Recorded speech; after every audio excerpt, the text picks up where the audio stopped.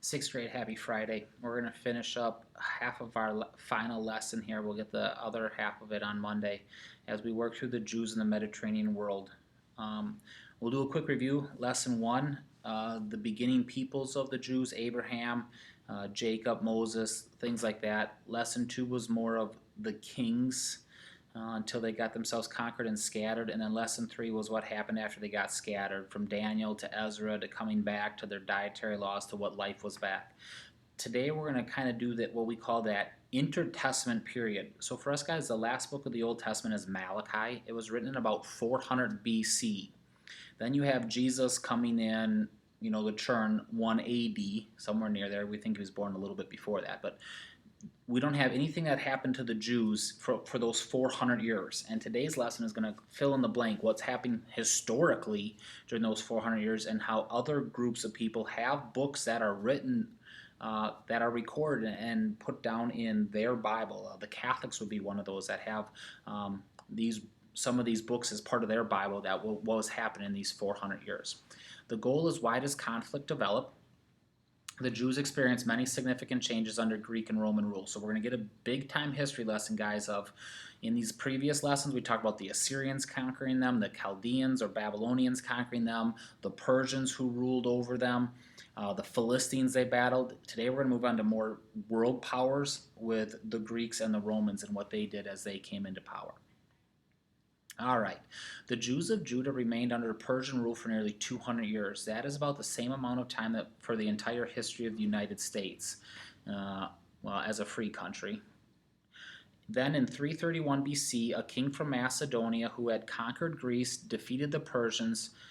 This king was Alexander the Great. Number one in your notes. Alexander admired Greek ways and wanted to spread them. He introduced the Greek language and culture to Judah. Alexander allowed the Jews to stay in Judah. So, guys, you have the map here of what's happening as we scattered the Jews. But this is Macedonia up here. This is where Alexander the Great came out of. The first thing he did is conquered Greece. Greece was their enemy. He loved the Greek way of life. He just didn't like the country. And then he's going to just roll this way. This is taking out Persia, and then he comes down here and conquers them. He conquers Egypt. He conquers all of this. Alexander the Great heads that way, okay?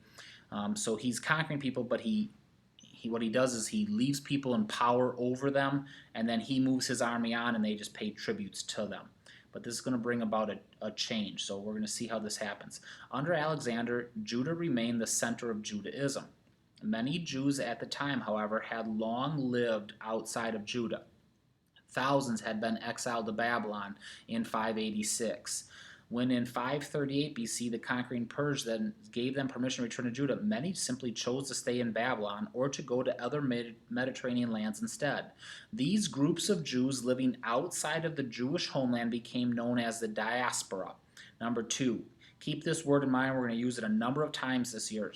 Diaspora is a Greek word meaning scattered. Where these Jews settled, they practiced their customs and Jewish ideas spread. So, guys, there's a number of diasporas. The captivities in the Old Testament was one. When Jesus dies and Paul starts killing Christians, there's another major scattering of Jews, and so they just run for their lives to stay alive, and then they settle in little groups, and that's where Paul is going to travel on his missionary journeys then and set up churches along that. But keep that word in your mind. When we scatter people, we scatter their ideas with them.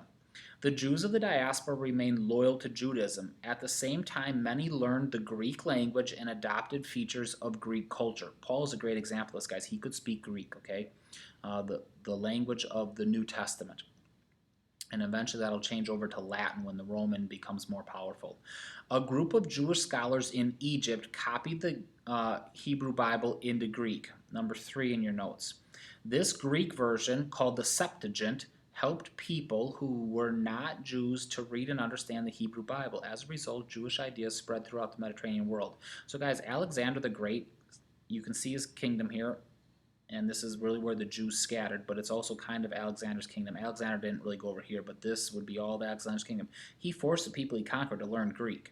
It was like the world language at the time. So when we translated the Bible into Greek, it was easier to spread it around. Paul could go out to all kinds of different countries and yet speak Greek. Today, that's kind of like English, guys. English is kind of the world's language. So people in a lot of other countries will learn their native language, but they'll also learn uh, Greek. So if you go to Wisco, Wisco has foreign exchange students there. A lot of Asian people from China, Japan. They'll send their children to America so that they learn to speak America. They learn to speak English better than if they would just learn it in their home country. In other words, they learn how to get rid of the accents that you would have if you learned it in your home country. Same thing happening here. After Alexander's death, four of his generals divided his kingdom, his empire, into separate kingdoms. One kingdom covered much of southwest Asia. A family known as the Seleucids ruled the kingdom. By 200, Judah was under the control of Seleucid kings. So his kingdom gets chopped up, guys. That's number 4 in your notes. In 176 BC, Antiochus IV came to power as a Seleucid king. As ruler of Judah, Antiochus required the Jews to worship the many Greek gods and goddesses. A large number of Jews, however, refused to abandon their religion. They weren't going to become polytheistic, they were going to remain true monotheistic. So in 167 BC, Judas Maccabeus, a Jewish priest, led the fight against Seleucid rule. He and his followers fled to the hills. They formed a rebel army known as the Maccabees. Okay, so you got the guy who leads it, number 5 in your notes. After many battles, the Maccabees succeeded in capturing the temple. They cleared it of all the statues of Greek gods and goddesses. They then rededicated the temple to the worship of God. Each year, Jews recall the cleansing of the temple when they celebrate the festival of Hanukkah. So guys, Hanukkah is somewhere near Christmas, so Jews don't celebrate Christmas. They don't believe in the birth of the Savior, obviously. But they do have Hanukkah, which was going back and remembering this event where the Maccabees overthrew this and got the temple restored the way the temple should be restored. By 100 BC, the Romans now controlled the eastern Mediterranean lands. The name Roman came from Rome, their capital. Rome was located far to the west in what is known today as Italy. So guys, Rome is here on the map if you're looking at it. Led by powerful generals, the Romans expanded their empire. In 63 BC, Roman forces conquered Judah and renamed it Judea. Today we would drop this A off when we spell it Judea.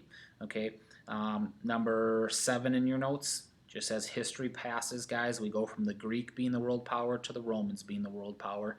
At first, the Romans chose a follower of the Jewish religion, Herod, number next in your notes. What are we up to? Number 8 in your notes.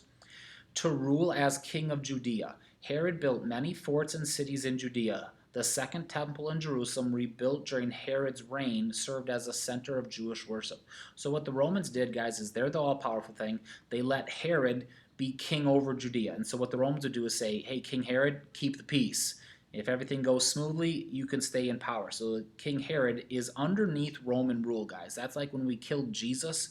They took him to Pontius Pilate, the Roman governor. Pilate sent him to King Herod to say, hey, King Herod, what do you think of this? I respect you. Pilate would have been over him because Pilate's a Roman and Herod would have been a Jew. But it was kind of one of those things like, Herod, you're a Jew. Get the Jews to listen to you as you listen to us, okay?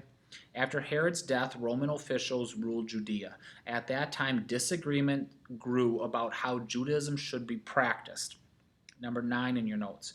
Jews also had different views on how to deal with the Romans. We'll talk about these different views. You write and recognize a couple of these names.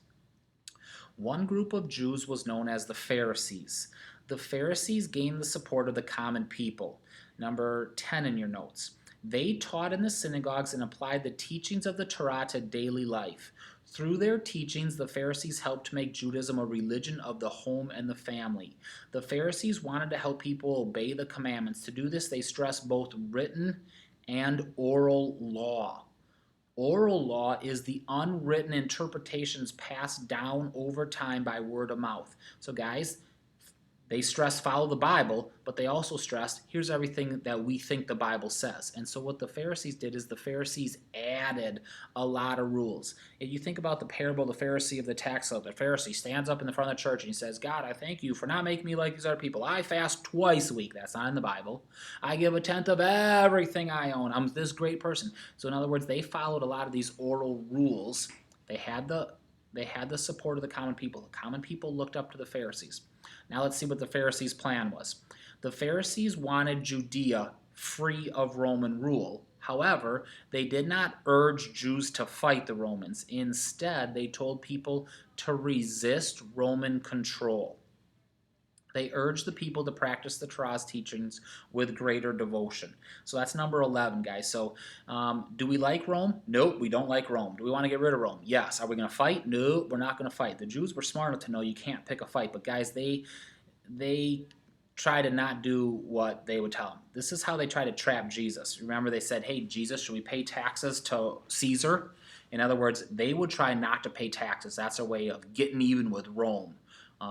And so if Jesus said, yeah, you should pay the taxes, the Pharisees thought Jesus would lose support from the common people. If he said, don't pay taxes, he would be like, oh, yeah, you like the common people, but you're going against the government. You said we're supposed to obey the government. So that's why they thought it was going to be a good trap in order to get Jesus. Group number 1, Pharisees, you hear them a lot in the Bible. Another Jewish group of wealthy noble family was the Sadducees, guys. So lots of the main teachers in Jewish time was either Pharisees or Sadducees. Many of them served as priests and scribes in the temple, so you see their religious power.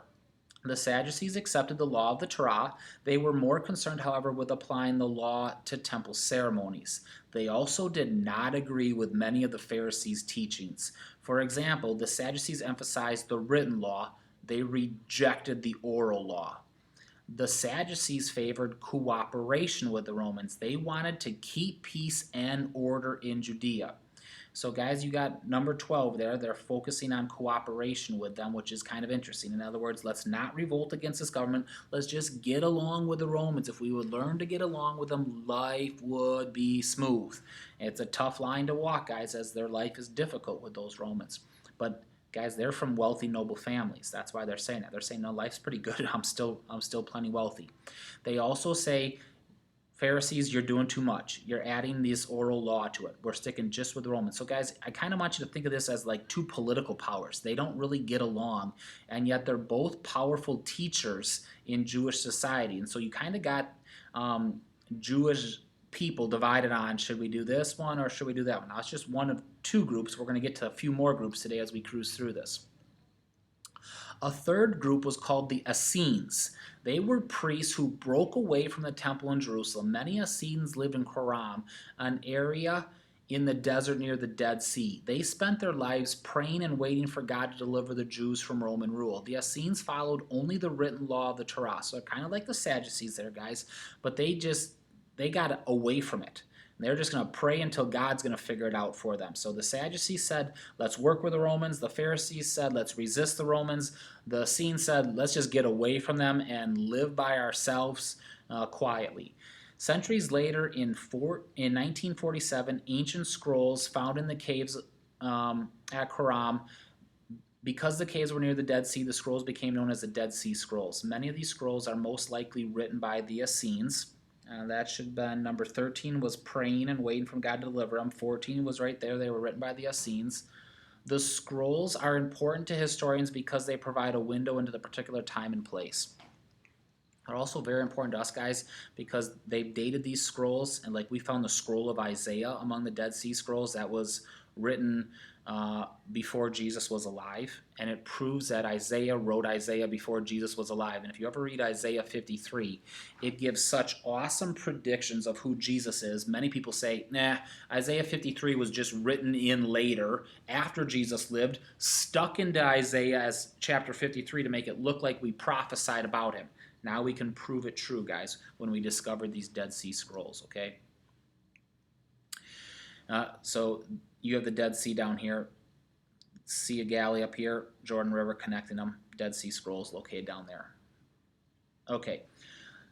They let historians see that Judaism was not always an established religion. They show that not all the followers practiced Judaism at the same way during Roman times. Some of the scrolls tell a story about a group of Jews who, in exile, developed their own beliefs about good and evil. They saw themselves as alone in the world, surrounded by enemies. They were waiting for someone to lead them. Some scrolls describe the beliefs holy days, and practices of other Jewish groups. The variety of scrolls makes some historians believe that the writings were perhaps the contents of a library. Number 15 in your notes. The reason for hiding the scrolls are unclear. Someone may have wanted to protect them from destruction during the times of conflict with the Romans. Since their discovery, however, the scrolls have helped historians understand more about Judaism during the Roman times. So, guys, it's not just books of the Bible, it's other writings as well that start to paint a picture of what's going on in this time. The last group, so we got 4 groups of people today. You got to keep them all straight. We got the Pharisees, resist. You got the Sadducees, cooperate. You got the Essenes, get away and pray it away. And then you got the 4th group. A 4th Jewish group, the Zealots, lived in Judea. They wanted to fight for their freedom against the Romans. So you got number 16. During the AD 60s, Jewish hatred of Roman rule reached its peak. Hope remained in the Jewish faith, however. Many Jews were waiting for God to send a deliverer to free them from Roman rule. As tensions between Romans and Jews in Judea increased, the Zealots prepared to act. So, guys, please appreciate this. We're going back in history here, and you had this zealot group. They're eventually going to lead a revolt in the end of the 60s against the Jews. They want to fight. This is the time period right before, or these guys are after Jesus. But please appreciate, Jesus lives at a time where the Jews and the Romans hate each other. And so, please, you got to understand the political side of it on this hatred as why Jesus gets himself in trouble. This guy would have been a radical. He wants to overthrow the government. They're the revolutionaries. This would be, when you think of American history, those who fought in the American Revolution. That was really hard in America to convince people to fight against Britain. There were a ton of people that said, whoa, let's just stay loyal to Britain. That's our government. Okay? Zealot.